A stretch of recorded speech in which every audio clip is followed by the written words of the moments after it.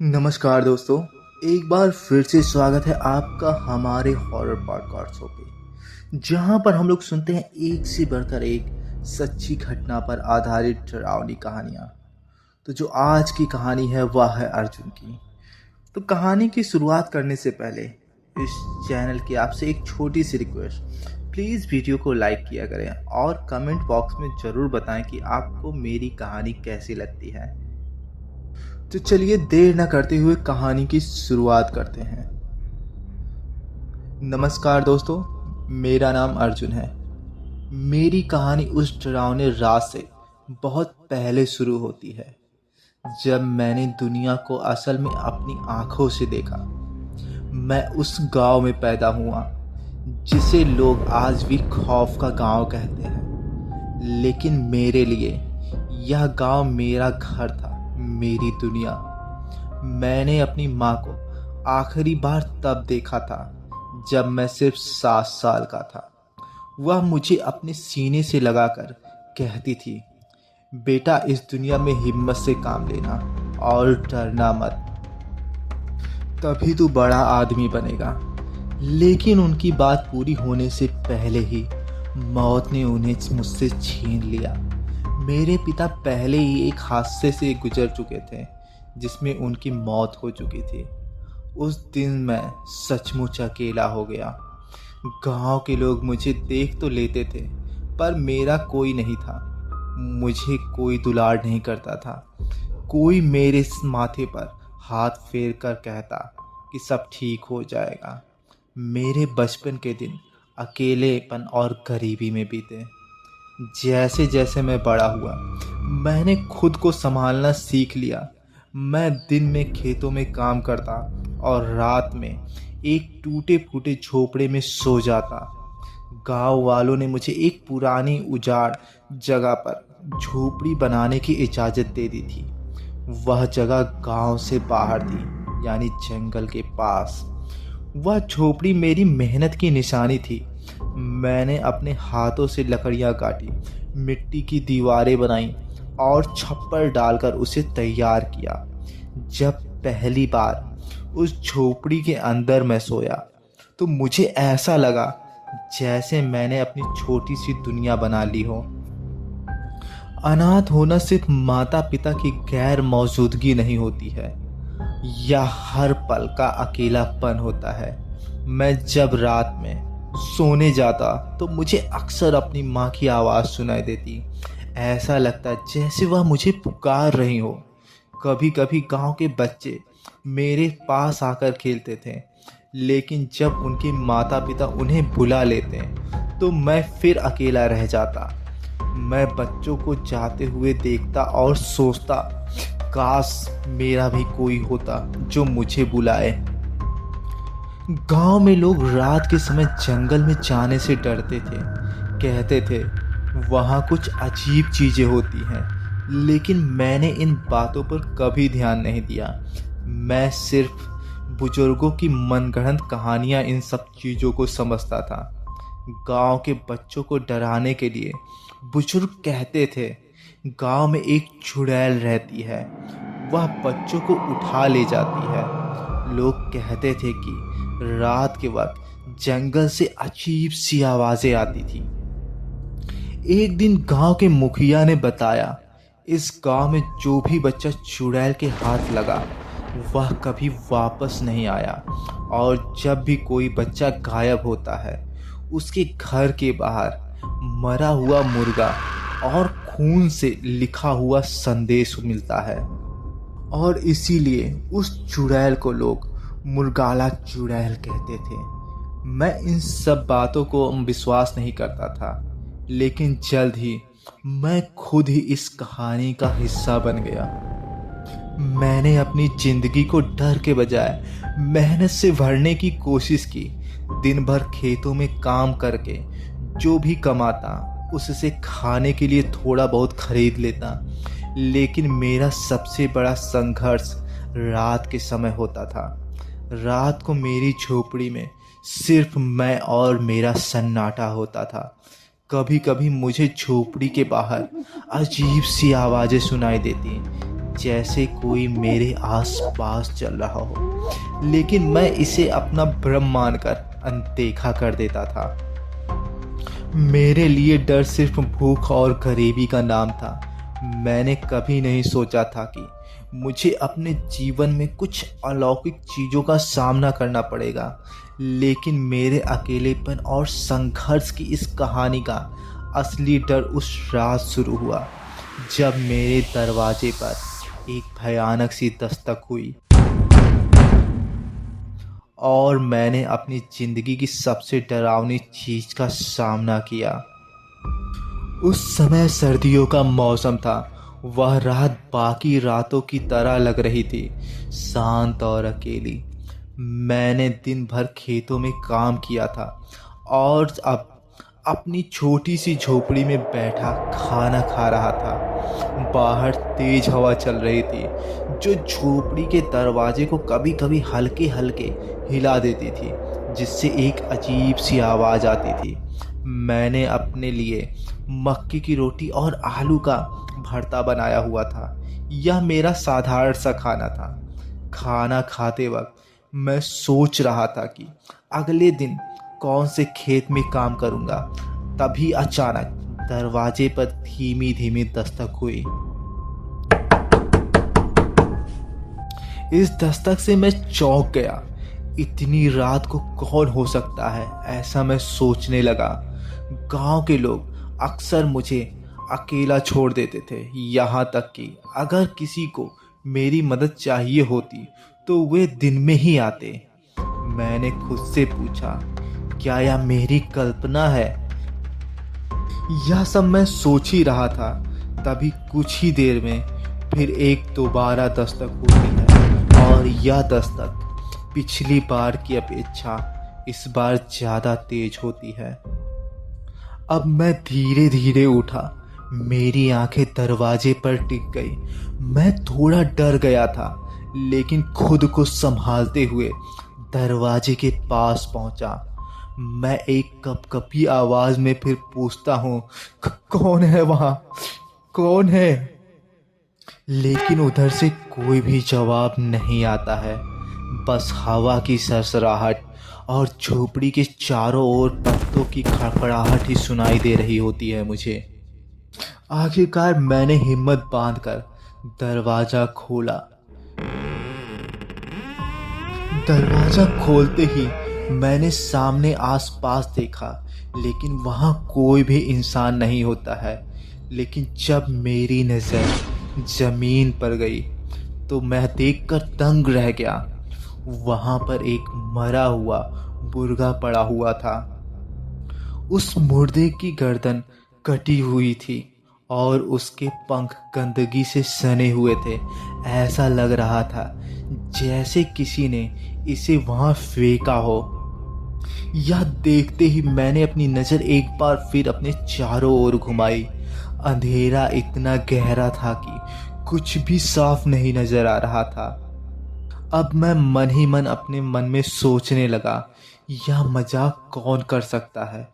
तभी एक ठंडी हवा का झोंका मेरे चेहरे पर लगा। हवा में एक अजीब सी गंध थी, जैसे किसी चीज के सड़ने की। मुझे लगने लगा कि यह कुछ सही नहीं है। तभी कुछ ही देर बाद मुझे एक अजीब सी मरमराने की आवाज मेरे चारों तरफ झोपड़ी से आने लगती है।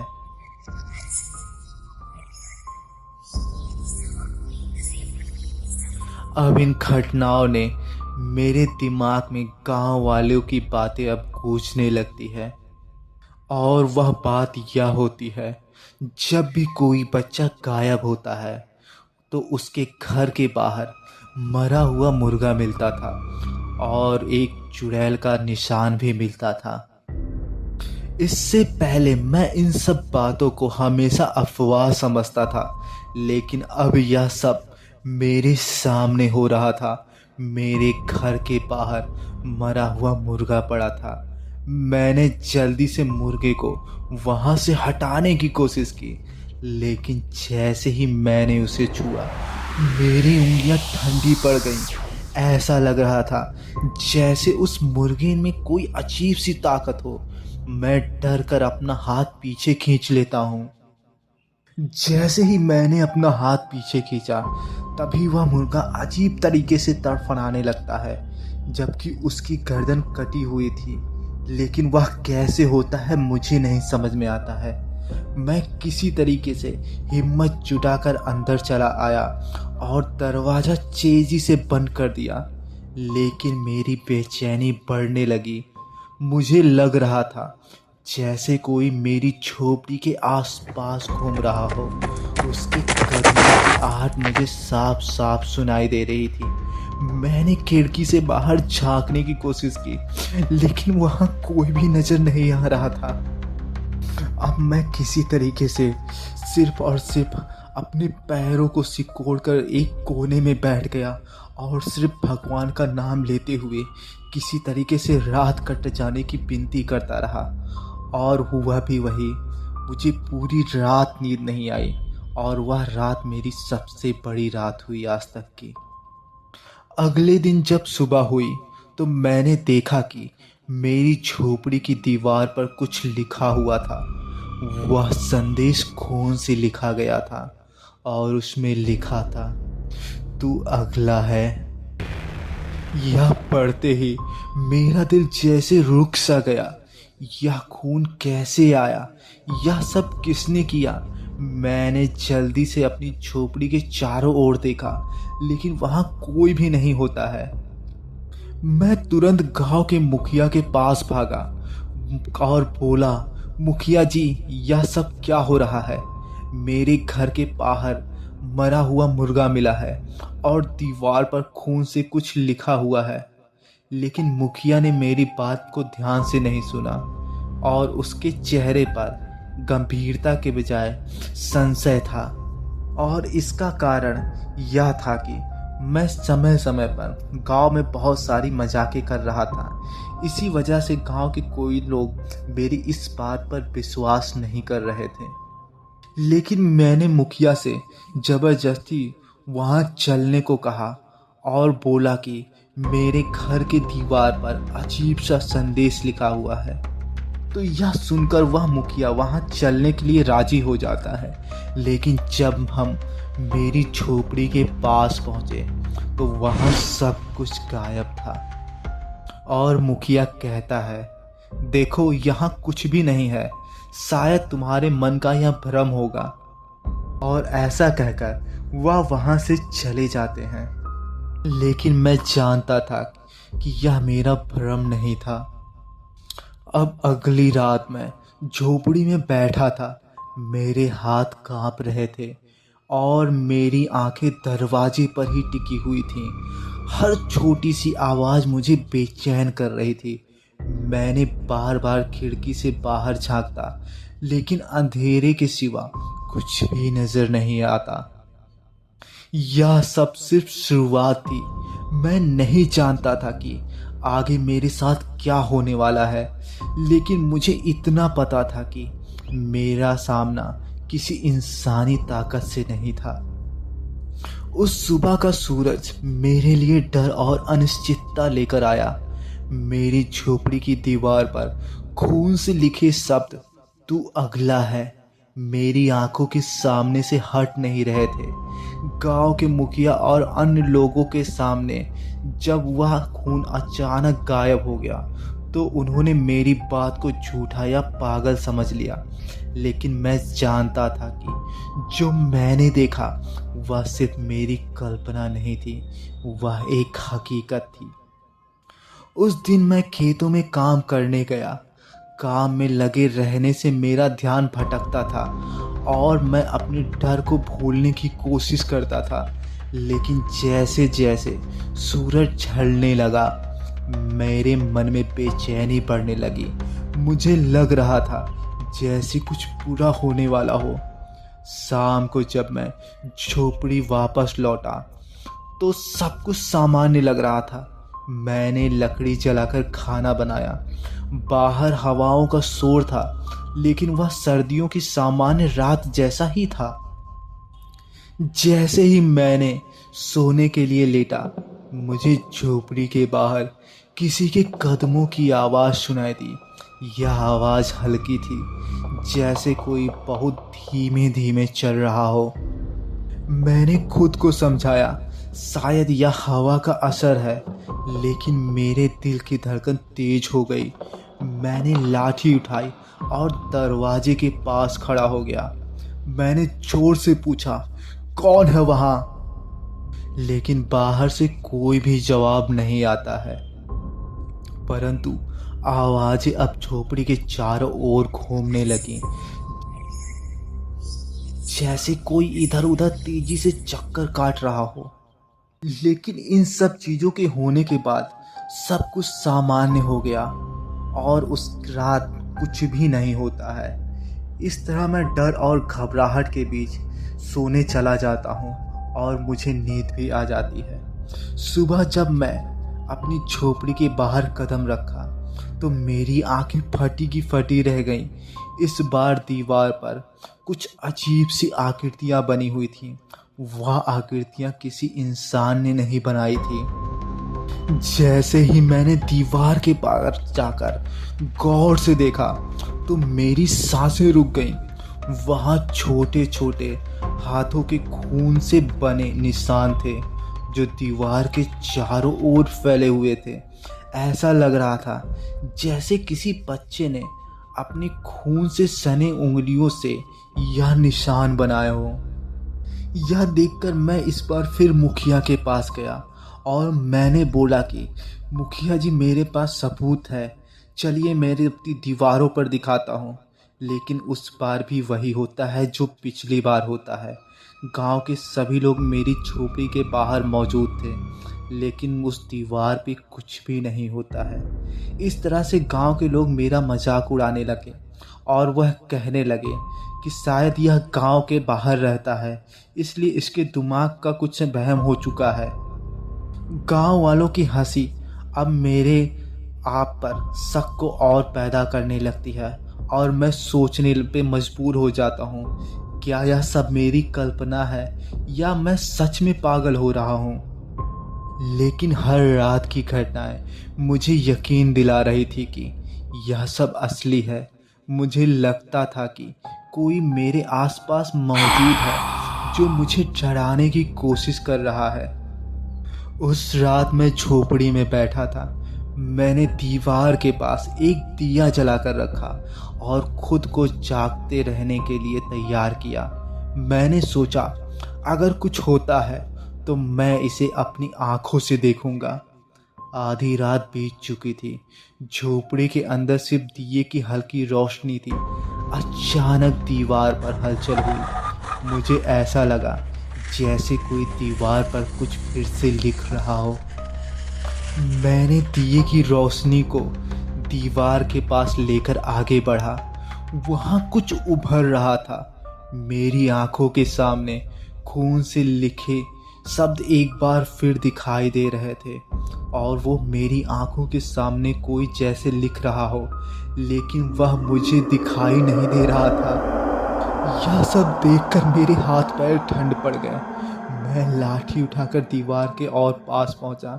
मैंने दीवार को छुआ और मेरी उंगलियां खून से सन गई। यह सब एकदम असली था। और तभी मुझे एक अजीब सी हवा के झोंके अजीब तरीके से छूने लगे, मानो वह मुझे तेजी से आसपास छू के गुजर रहे हों। और कुछ ही दूरी पर एक अजीब अजीब आवाज़ें सुनाई देने लगती हैं मुझे। मैंने तुरंत दरवाजे को अंदर से बंद कर लिया, लेकिन तभी झोपड़ी के बाहर कुछ अजीब सी हरकतें होनी सुनाई देने लगती हैं मुझे। यह आवाज़ें किसी इंसान की नहीं थी। ऐसा लग रहा था जैसे कई लोग एक साथ हंस रहे हों या कुछ बात कर रहे हों। मुझे स्पष्ट नहीं हो रहा था। मैंने खिड़की से बाहर झांकने की हिम्मत की। अंधेरे में मुझे कुछ भी नजर नहीं आ रहा था, लेकिन थोड़ी देर बाद मैंने देखा कि झोपड़ी के चारों ओर कुछ परछाइयां घूम रही थीं। वे इंसानी परछाइयां नहीं थी। उनका आकार टेढ़ा मेढ़ा और विकृत सा था। अब उस रात भी मैं सो नहीं पाया। मुझे अब यकीन हो गया था कि यह सब मेरी कल्पना नहीं है। मेरे साथ जो हो रहा है वह गांव के उन बच्चों के गायब होने की घटनाओं से ही जुड़ा हुआ था। लेकिन सवाल यह था कि मैं क्या करूं? गांव के लोग मेरी बात नहीं मान रहे थे और जो कुछ भी मेरे पीछे पड़ा था वह मुझे हर रात और ज़्यादा डरा रहा था। अगले दिन मैंने फैसला किया कि गांव के सबसे बुजुर्ग व्यक्ति बाबा रघुनाथ से मैं मदद मांगूंगा। बाबा रघुनाथ गांव के एक कोने में अपनी पुरानी झोपड़ी में रहते थे। उनके बारे में कहा जाता था कि उन्होंने अपने जीवन में कई रहस्यमयी चीज़ें देखी थी और उन्हें उससे समझने का भी ज्ञान था। मैं उनकी झोपड़ी तक पहुंचा और उन्हें पूरी घटना बताई। उन्होंने मेरी बात बड़े ध्यान से सुनी। उनकी आंखें गहरी और गंभीर हो गई और उन्होंने कहा, अर्जुन, यह वही है जिसका डर गांव वालों को हमेशा से रहा था, लेकिन वह कुछ समय से दिखाई नहीं दी थी। वह मुरगाला है। मैंने चौंक कर कहा, मुरगाला? यह कौन है बाबा? तो उन्होंने कहा, यह गांव की वह चुड़ैल और डायन है जो हमारे यहाँ के लोगों को अपना शिकार बनाती है और उनका रक्त भी पीती है। लेकिन यह बात किसी ने देखी नहीं है, लेकिन कहते हैं जो भी यहाँ से गायब होता है उसके पीछे उसी मुरगाला का हाथ होता है। फिर मैंने उस बाबा की बात सुनकर उससे कुछ बचने का उपाय पूछा तो उन्होंने कहा, उस मुरगाला से लड़ने के लिए तुम्हें हिम्मत और विश्वास चाहिए होगा। यह तुम्हें डराएगी, तुम्हारे दिमाग के साथ खेलेगी, लेकिन तुम इसे कमज़ोर मत दिखना। फिर उन्होंने मुझे एक नींबू और कुछ मिर्ची दी जिसे मैं अपनी झोपड़ी के दरवाजे पर लटका सकता था। यह चुड़ैल को अंदर आने से रोक सकता था। साथ ही उन्होंने मुझे एक मंत्र सिखाया जिसे संकट के समय जोर जोर से बोलना था। अब यह सब मैं लेकर अपने घर वापस चला आया। उस रात मैंने बाबा के बताए अनुसार अपनी झोपड़ी के दरवाजे पर नींबू और मिर्च लटका दिए। मैं अंदर बैठकर मंत्र का अभ्यास कर रहा था, लेकिन जैसे ही रात गहरी हुई झोपड़ी के आसपास का माहौल बदलने लगा। झोपड़ी के बाहर अचानक सच सन्नाटा छा गया। ऐसा सन्नाटा जिसमें किसी भी चीज़ की आवाज़ नहीं थी, ना हवा की, ना पेड़ों की, ना ही किसी जानवर की। यह अजीब और अस्वाभाविक था। कुछ देर बाद मुझे झोपड़ी के बाहर किसी के फिर से चलने की आवाज़ सुनाई दी और एक अजीब सी हंसी इस बार सुनाई दी। यह वही आवाज़ थी जो पहले भी मुझे सुनाई दी थी, लेकिन इस बार ज़्यादा भयानक और ज़्यादा तेज। मैंने हिम्मत जुटाई और खिड़की से बाहर झांकने की कोशिश की। झोपड़ी के बाहर वही घना अंधेरा था, लेकिन फिर मुझे एक आकृति कुछ दूर पर दिखाई दी।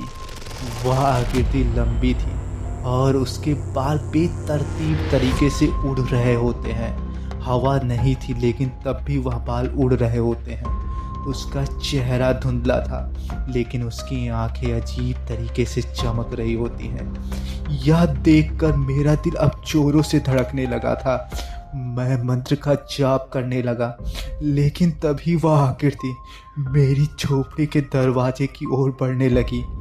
मैंने खुद को समझाना कि यह सिर्फ मुझे डराने की कोशिश कर रही है। वह दरवाजे के पास आकर रुकी और झुककर नींबू और मिर्च को अजीब तरीके से देखने लगती है। उसकी गर्दन अजीब तरीके से ऐंठ रही होती है। अचानक उसने जोर से चीख मारी। यह चीख इतनी भयानक होती है कि मेरी रीढ़ की हड्डियां तक कांप गई। उसके बाद उसने जोर से झोपड़ी के दरवाजे पर वार करना शुरू कर दिया। ऐसा लग रहा था जैसे वह अंदर आने की कोशिश कर रही हो। अब दरवाज़ा तेजी तेजी से हिलने लगा था। मैंने लाठी उठाई और मंत्र का जोर जोर से जाप करने लगा। मेरे मंत्रों के जोर जोर से जाप करने से अचानक दरवाजे पर वार होना रुक गए। कुछ पल के लिए सब शांत हो गया, लेकिन फिर झोपड़ी की खिड़की पर खून से सने हाथों के निशान बनने लगे। यह वही निशान थे जो मैंने पहले दीवार पर देखे थे। अब मैंने पूरी ताकत से एक बार फिर मंत्र का जाप जारी रखा। बाबा रघुनाथ ने कहा था कि यह मंत्र चुड़ैल की ताकत को कमजोर करता है। धीरे धीरे वह खिड़की से हट गई। उसकी परछाई धीरे धीरे अंधेरे में गायब हो गई। उस रात मैंने अपनी जिंदगी का सबसे भयानक रात बिताया था, और उस रात के बाद ही उसने मेरे घर के दरवाजे के बाहर कभी भी अपनी दस्तक नहीं दी, और इस तरह से मैं उस मृगाला से मुक्ति पा सका। तो दोस्तों, ये कहानी थी अर्जुन की। आपको ये कहानी कैसी लगी? अगर कहानी अच्छी लगी हो तो कमेंट बॉक्स में मुझे ज़रूर बताइएगा कि इस कहानी के किस पार्ट में आपको ज़्यादा डर लगा। साथ ही मेरे कमेंट बॉक्स में ये ज़रूर बताइएगा कि आप किस सिटी से मेरे इस वीडियो को देख रहे हैं, और वीडियो को लाइक करना बिल्कुल भी ना भूलें। तब तक फ़िलहाल कहानी पूरा सुनने के लिए आप लोग का बहुत बहुत धन्यवाद।